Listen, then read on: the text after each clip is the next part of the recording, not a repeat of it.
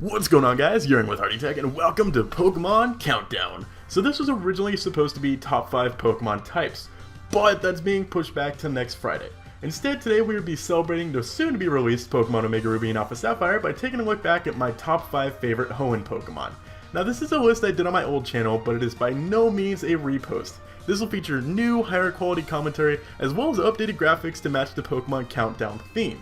Now, Hoenn was very important to the Pokemon series, as it introduced a large amount of new features and mechanics, including double battles, abilities, upgraded graphics and battle animations, and of course Pokemon contests.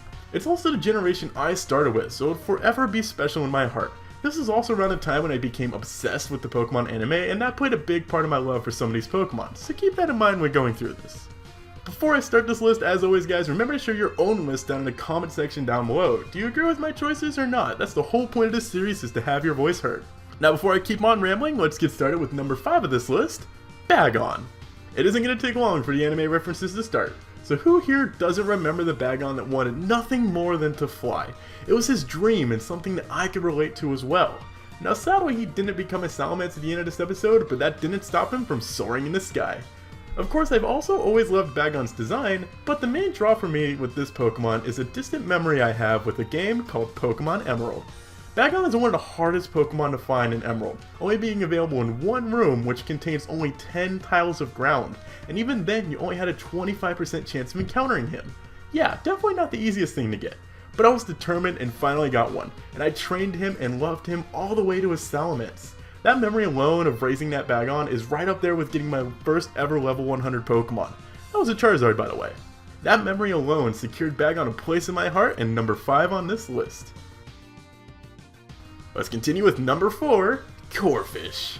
I was never a big fan of Crawdon, but I love his smaller form. In later generations, these two became a force to be reckoned with, getting access to moves like Waterfall, Night Slash, and Aqua Jet, and of course the ability to pinch your nose really hard. These Pokemon were definitely not ones you'd want to find in a dark alley. Unfortunately, Generation 3 wasn't kind to the little shrimp because of Water type being a special type and its best stat being Attack. Looking back, this actually affected a lot of Water type Pokemon, making them almost useless for the first 3 generations. Poor Sea King. But in the anime, Corphish was absolutely adorable, being the funniest character in the entire show, in my opinion at least. There was just something about seeing him use Harden that I always enjoyed. Why do I have a feeling someone's going to take that out of context? Number 3 is Torkoal. A long time ago, I was actually a pretty hardcore Wi-Fi battler, and I used to run a Torkoal because he's one of the best walls you can find. But unlike other walls like Shackle and Blissey, he can actually deal out reliable damage as well. Having a base stat of 85 and both of his attacking stats can definitely hurt when it's backed up by his enormous defense.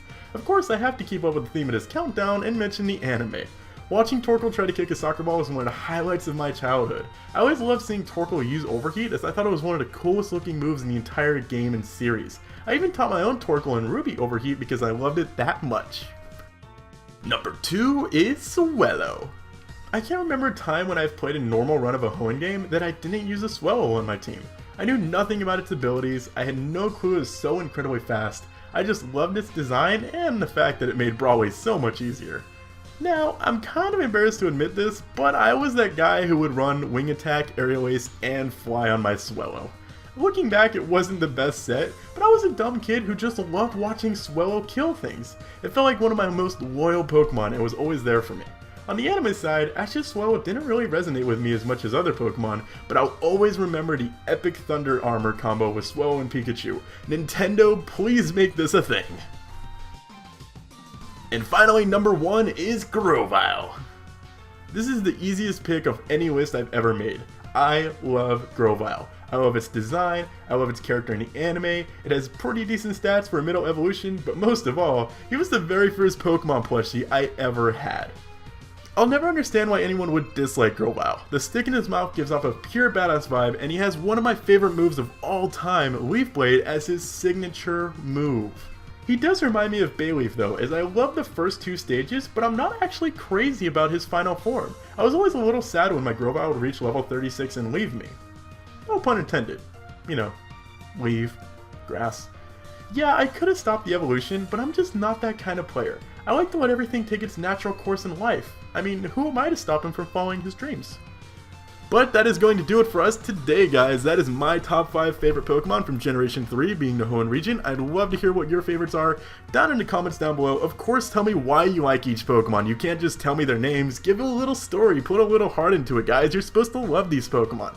But that is going to do it for us today. Next week, I promise we will have top 5 favorite Pokemon types. Until then, I'm Hardy Tech Yo-Yo. Not Yo-Yo. This is going to take a while.